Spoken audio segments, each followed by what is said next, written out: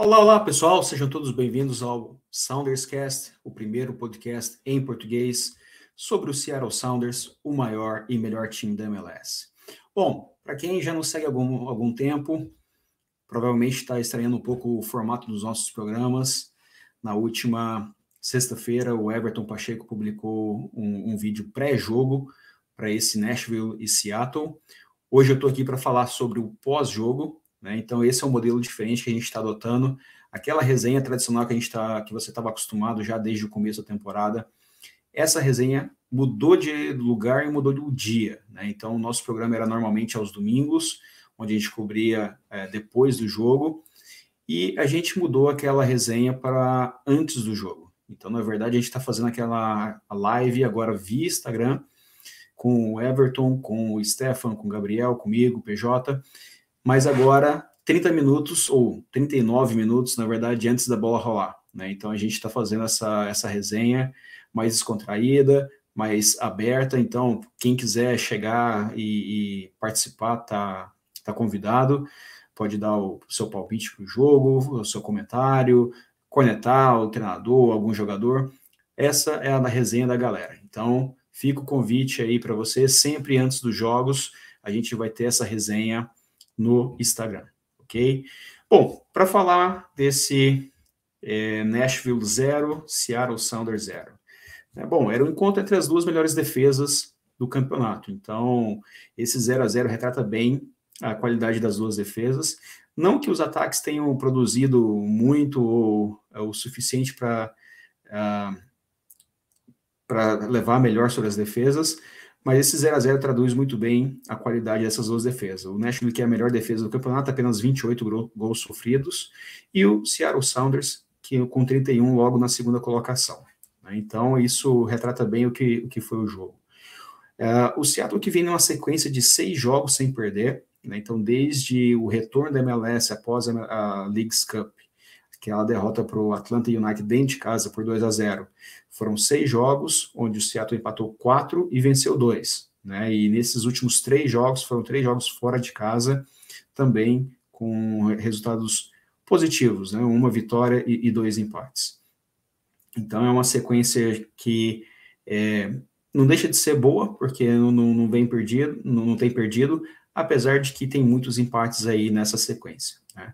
E o Seattle continua sem vencer o Nashville. Né? São 3 jogos na história, esse foi o 3º jogo, no ano passado, pelos confrontos da Conferência Oeste. Né? O Nashville, que no ano passado esteve na Conferência Oeste, o Seattle teve um empate e uma derrota, agora soma mais um empate, e acaba que não conseguiu furar ainda a defesa do Nashville, não conseguiu marcar no goleiro Willis, né?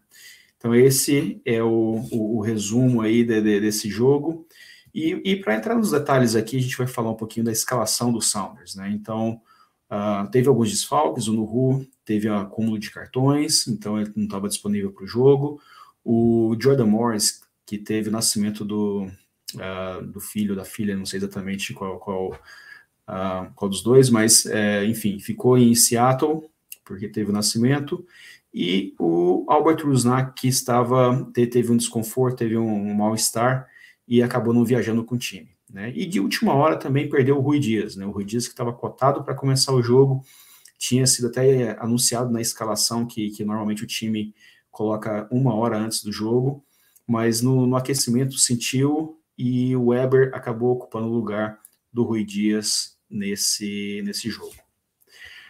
Bom, o primeiro tempo começou com o domínio do Nashville, aproximadamente os primeiros 30 minutos, praticamente o Seattle não conseguiu chegar no gol. Só teve um lance ali aos 16 minutos, um cruzamento do Léo Chu, que o Christian Rodon acabou não conseguindo chegar na bola, mas foi o único lance de perigo, assim. O primeiro chute a gol mesmo foi com o João Paulo aos 32 minutos, e mesmo assim o chute que foi bloqueado. Né? Mas logo na sequência teve outros chutes também do Alex Rodon para a defesa do goleiro do Nashville, teve um chute também do Lodeiro, chute do Atencio já no final do jogo, no final do primeiro tempo, com 42 minutos.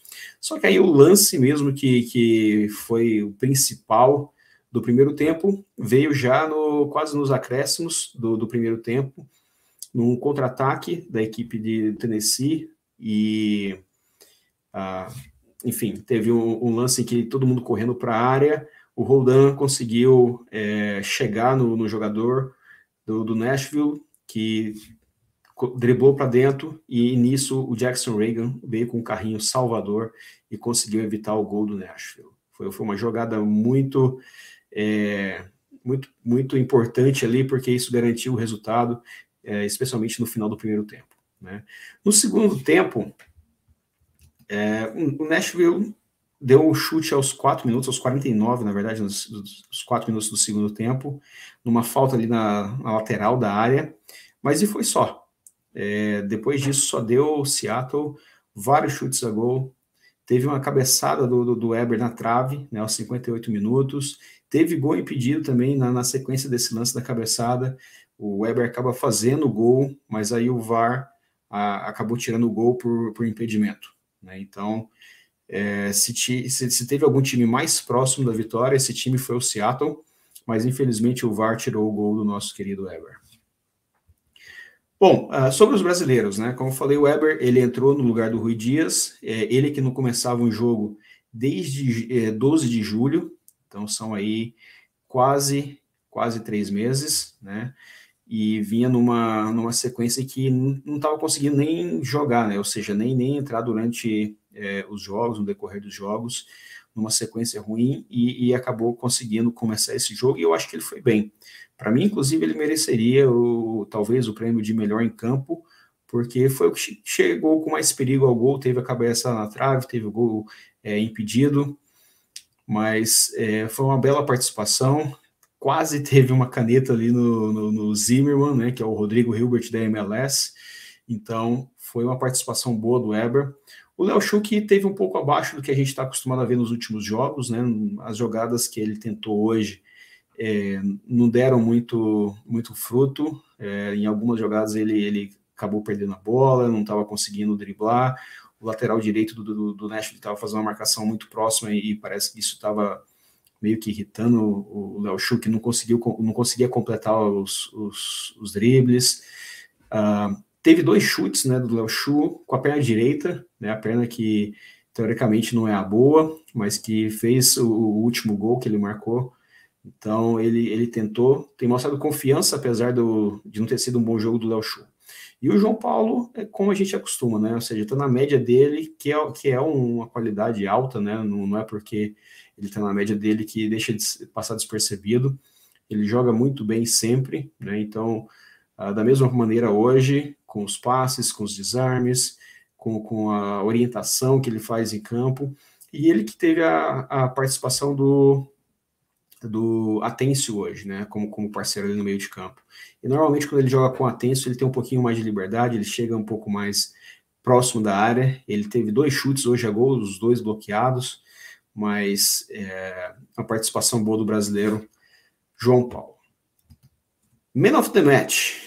O Man of the Match dessa partida, segundo a equipe do Sounders, ou a equipe de comunicação do Sounders, foi o Jackson Reagan, muito provavelmente pelo lance que ele salvou no final do primeiro tempo, mas eu particularmente daria o prêmio para o Weber, até para dar uma moral para o brasileiro que há muito tempo vinha no banco de reservas e jogou bem hoje. Então eu teria ido por um caminho diferente.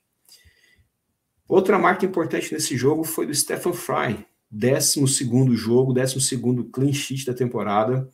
Ele que agora se aproxima, bateu o próprio recorde dele, né, que em 2017 teve 13 jogos com clean sheet. Então,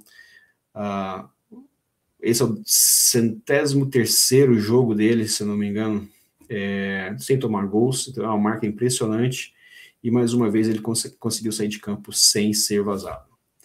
Próximo jogo do Seattle Sounders contra o LA Galaxy, jogão no Lumen Field na próxima quarta-feira, 23h30 no horário do Brasil, não vai ser um horário muito bom, 19h30 no horário de Seattle, e fica o convite para esse jogo, né? Então a gente vai ter, como eu falei no começo aqui, a live no Instagram, 30 minutos, então às 23 horas aí no Brasil, a gente vai ter a live no Instagram.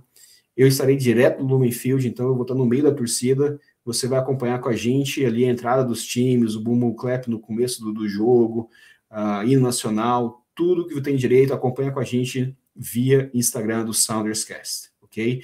E o pré-jogo deve sair na terça-feira aqui pelo YouTube mesmo, deve ser publicado pelo Everton Pacheco, então você vai acompanhar a expectativa para o jogo, a previsão de escalação, quem está dentro, quem está fora, e vamos tentar contar tudo para vocês sobre esse jogo aí.